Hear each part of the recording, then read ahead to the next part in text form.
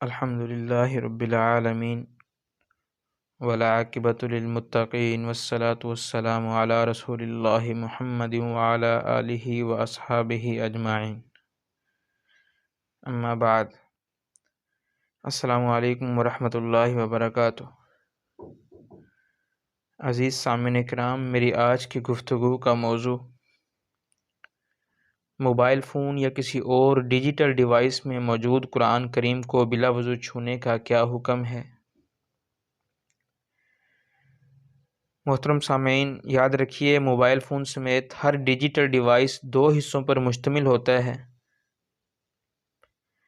Mobile phone, لیپ top یا کسی اور ڈیجیٹل ڈیوائس کے حصوں اور اجزاء کا جائزہ لیا جائے تو یہ دو حصوں پر مشتمل نظر آتا ہے۔ Number 1 hardware, number 2 software. Hardware, اس سے مراد وہ اجزاء ہیں جو ظاہری اور مادی وجود رکھتے ہیں جنہیں چھوا جا سکتا ہے، جیسے کیسنگ، کور، اسکرین سمیت ہارڈ ویئر کے تمام اجزاء وغیرہ۔ سافٹ ویئر، اس سے مراد وہ اجزاء ہیں جو ظاہری اور مادی وجود نہیں رکھتے، جیسے موبائل اور ڈیجیٹل ڈیوائس چلانے والا آپریٹنگ سسٹم، پروگرام، ایپلیکیشن سمیت تمام سافٹ ویئر۔ یاد رہے کہ آڈیو، ویڈیو، فوٹو، ورڈ یا PDF فائلز وغیرہ سبھی سافٹ ڈیٹا کے ضمن میں آتے ہیں۔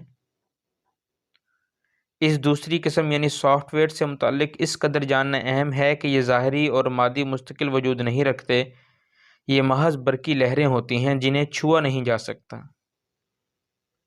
ان کو موبائل فون سمیت کسی بھی ڈیجیٹل ڈیوائس سے الگ نہیں کیا جا سکتا، حتیٰ کہ اگر موبائل فون اور ڈیجیٹل ڈیوائس کے ٹکڑے کر لیے جائیں تو بھی انہیں کہیں سے برآمد نہیں کیا جا سکتا۔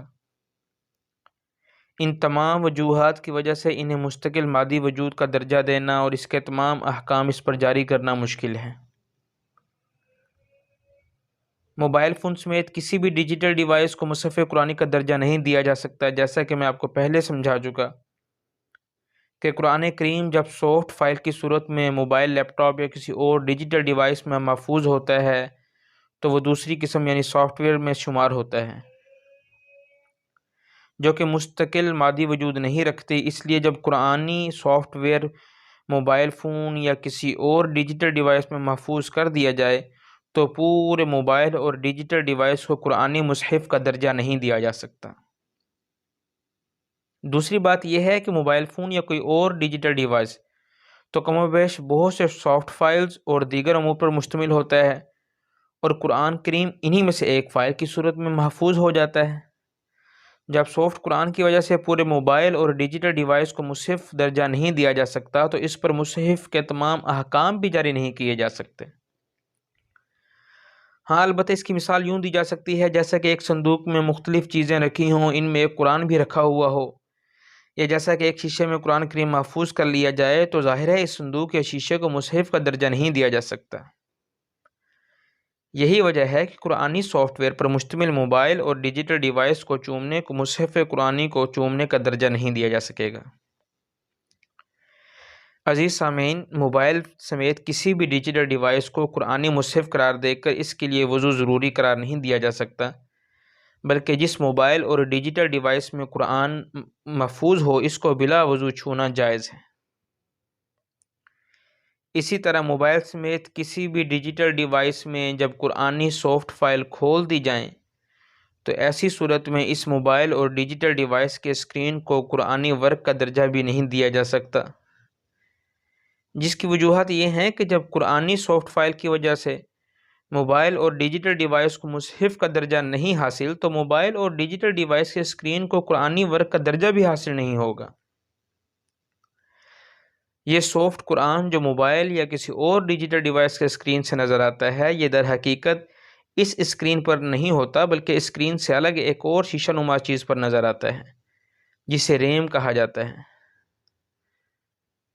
اس لیے یہ اسکرین اس ریم سے جدا چیز ہے، اس کو قرآنی ورق کا درجہ نہیں دیا جا سکتا اور نہ ہی اسے متصل غلاف کا درجہ دیا جا سکتا ہے۔ یہ ایسا ہے جیسے شیشے میں قرآن کریم رکھا ہو اور اوپر سے چھوا جائے۔ عزیز سامعین، اس مسئلے کو آپ بخوبی سمجھ لیں کہ ڈیجیٹل ڈیوائس چاہے موبائل ہو، کمپیوٹر ہو یا لیپ ٹاپ وغیرہ، اس میں قرآنی سافٹ فائل میں تلاوت کرنے کے لیے وضو ضروری نہیں، بلکہ بلا وضو موبائل کو بھی چھوا جا سکتا ہے، موبائل کے اسکرین کو بھی، اور اسی طرح صفحہ پلٹنا بھی درست ہے، البتہ بہتر یہی ہے کہ باوضو ہو کر چھوئیں۔